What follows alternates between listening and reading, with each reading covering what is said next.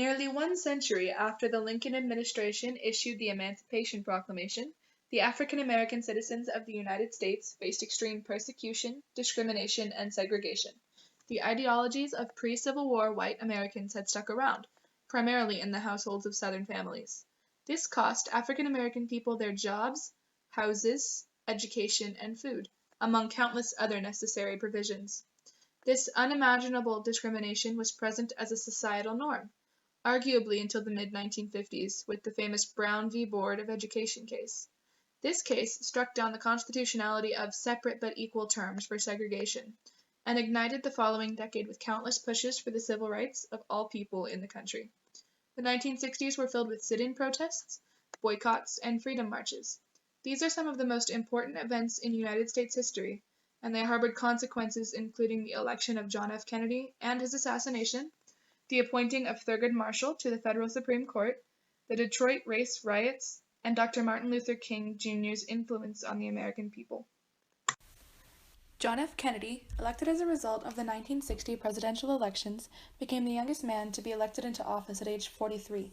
He is beaten by only Theodore Roosevelt, who assumed the presidency at 42 years of age after McKinley was assassinated in 1901. Despite his youth and Catholic faith, Kennedy secured the necessary votes for the Democratic nomination at the last second, winning Wyoming's delegates. Now that he was officially running a successful campaign for president, Kennedy needed to gain national popularity. He challenged his running mate, Richard Nixon, to 4 different televised debates, the first of their kind, so that the public could determine for themselves, in real time, who the greater candidate for president truly was. Though Nixon's advisors saw through to Kennedy's intentions, Nixon had confidence in his own campaign. He confidently agreed to share a platform with his rival on nationwide television. John F. Kennedy took full advantage of television and psychology, meeting with producers and even coordinating his outfit so that he stood out more. The advantages that Vice President Nixon did not take, as well as his involvement in extreme anti-communist measures, subsequently caused the public to favor the Democratic Kennedy rather than his Republican running mate. In the end, Kennedy won the support of Martin Luther King Sr. and the election itself. He was sworn into office on January 20, 1961. John F. Kennedy became the youngest elected president, the first Catholic president, and the first to be born in the 20th century. During his time in office, he dealt with Soviet influence on Cuba and the high chances of a nuclear war, signed bills such as the Equal Pay Act of 1963, and pushed for advances in the space race. The contributions Kennedy made in just shy of 3 years in office forever affected the United States, the welfare of its people, and its economy. His life, cut short by an assassin in late 1963, was dedicated to making America a country in which its citizens asked, not what your country can do for you, ask what you can do for your country. President Kennedy made it clear that all Americans, regardless of their skin color, should enjoy a good and happy life in the United States. On November 22, 1963, the president was shot by a man, Lee Harvey Oswald, as he rode in an open vehicle in a Dallas, Texas parade. He died as a result of his injuries, and his assassin was murdered only 2 days later by a very angry Kennedy supporter, called Jack Ruby. Because of this, not much can be known about the assassination, including whether Oswald acted alone or was even at fault for the murder. On the political side of things, the government established the Warren Commission in order to investigate the circumstances of the late president's death. Despite the fact that some witnesses believe there had to have been a second shooter, as there were shots fired from another direction as well, the Warren Commission determined that not only was Oswald the killer, but he acted alone. To this day, dozens of conspiracy theories surround Kennedy's death. In addition to the creation of the Warren Commission, the death of Mr. Kennedy brought on the inauguration of Vice President Lyndon Johnson as President of the United States. Though he encouraged his citizens to press on with dignity and good spirits after their beloved president's passing, he was met in office by a deeply discouraged nation. According to an account from the Washington Examiner, Americans in the years after 1963 were more inclined to become disillusioned with their leaders, and the next 2 presidents were, in effect, forced out of office, Johnson by Vietnam and Richard Nixon by Watergate. In October of 1967, a man by the name of Thurgood Marshall was placed in a seat on the Supreme Court. Marshall was an African-American man living in the height of segregation. He even attended a segregated high school. He spoke against the Plessy v. Ferguson ruling of separate but equal in the famous Brown v. Board of Education case, which would ultimately contribute to his nomination. His arguments helped push the Supreme Court to overrule the Plessy v. Ferguson decision, therefore declaring segregation unconstitutional. When Lyndon B. Johnson nominated him for the Supreme Court, and when he was sworn in, the difference in opinion of the American people could truly be seen.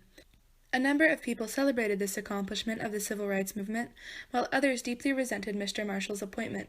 Never before had this been done. Thurgood Marshall was officially the first African American to sit on the Supreme Court bench. He would sit there for 24 years, eventually taking part in the historic Roe v. Wade decision on abortion.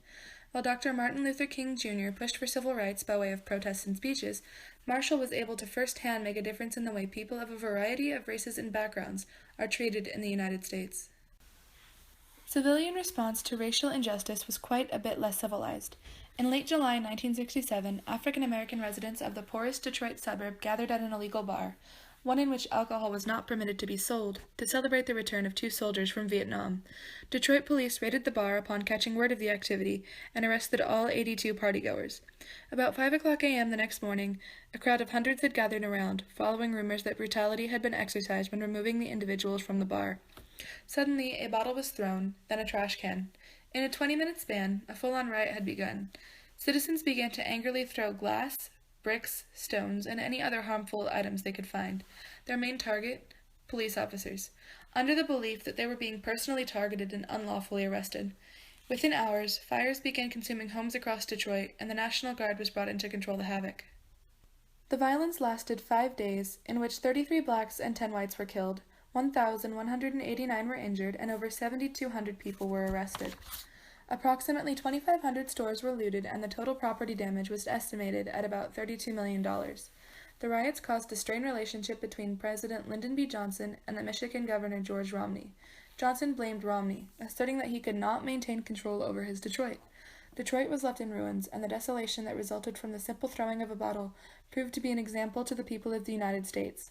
There was anger, tension, and bitterness due to the lack of equal rights for the African American people. This near week of destruction had never been matched before, and would remain the most violent and costly riot the nation had seen until the death of Martin Luther King Jr. in 1968. Dr. Martin Luther King Jr. began his activist career in 1955, when he gained national attention for leading a bus boycott in Montgomery, Alabama. He used his newfound infamy to spread a message of racial equality across the United States until his death in 1968. He organized sit-ins, nonviolent protests, and spoke all throughout the country about his own American dream, equality among the people. King was the son of a Baptist pastor by the same name, born in Atlanta, Georgia on January 15, 1929. On August 28, 1963, the peaceful protester led thousands of others in a march on Washington for jobs and freedom. The objective of the march was to turn the attention of the government toward the low employment rates of African Americans, due to the discrimination and segregation that they faced. It was during this time that he gave his famous "I Have a Dream" speech, in which he declared, 100 years after the Emancipation Proclamation, the life of the Negro is still sadly crippled by the manacles of segregation and the chains of discrimination. 100 years later, the Negro lives on a lonely island of poverty in the midst of a vast ocean of material prosperity. 100 years later, the Negro is still languished in the corners of American society and finds himself in exile in his own land. King, along with thousands of other protesters that hot summer day, helped influence the government's passage of bills such as the Equal Rights Act of 1964, the Voting Rights Act, and the Fair Housing Act.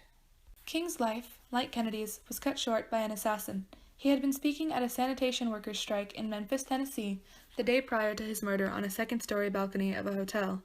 His alleged killer, striking him with a sniper's bullet, was called James Earl Ray. Despite numerous attempts, even by King's own widow, to reopen Mr. Ray's case, it was determined that Ray did, in fact, fire the fatal bullet. King's death was seen as white resistance to any chance of racial equality in the United States, and according to History Education, radicalized many moderate African-American activists, fueling the growth of the Black Power movement and the Black Panther Party in the late 1960s and early 1970s. The 1960s was a decade of major tragedy. In the span of a decade, America lost a president and a prominent civil rights leader to an assassination. Death and destruction consumed Detroit for a long summer week.